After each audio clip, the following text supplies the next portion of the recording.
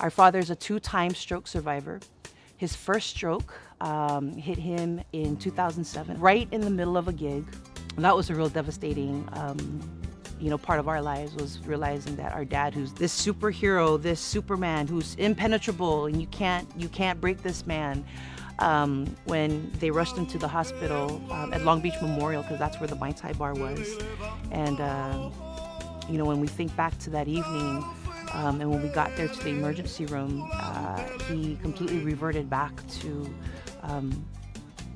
like a young child. All he could do was go back to speaking Samoa. It was the only way that he needed to communicate. And so the second stroke that he had happened not long after we lost our mom in 2019. So we lost our mom in March, and he had the stroke in August. Heart disease runs in our family. It's prevalent in our family, but not just in our family, but also in the Pacific Islander community. And it's one of those statistics that unless you are hit with it, you don't really understand. And as we learn, it's through diet, it's through just lifestyle, it's through stress and things of that nature. And so no doubt that impacted our dad, and it impacted us. There are so many wonderful programs that different Pacific Islander health partnership groups are doing. They're out there talking to the community about diabetes.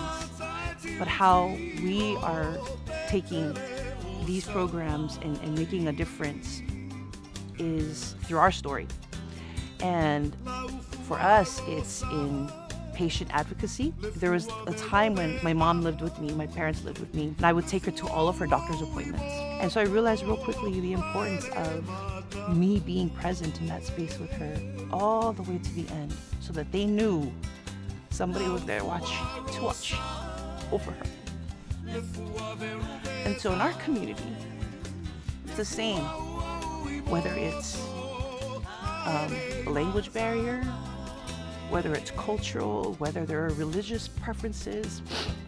It's very important for this young generation, one, to understand the gravity of what diabetes and what heart disease can do to somebody, but two, to make that difference in their lives, and more importantly, three, care for their parents in a different way, show up for their parents in a way that medical professionals understand that they have that person right there by them, guiding them, communicating, translating them, helping them understand, and taking that information and helping them to make the change that they need. So patient advocacy is a really, really big thing for us.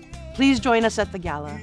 We are pouring our heart and soul into this. We're so excited to be partnering and collaborating as siblings to bring you a special, special night. But most importantly is to use our voices and our gifts to help serve our community. So we hope to see you there, March 26th. In your best, black tie optional, but bring in that Polynesian flair because we know you got it. Thank you.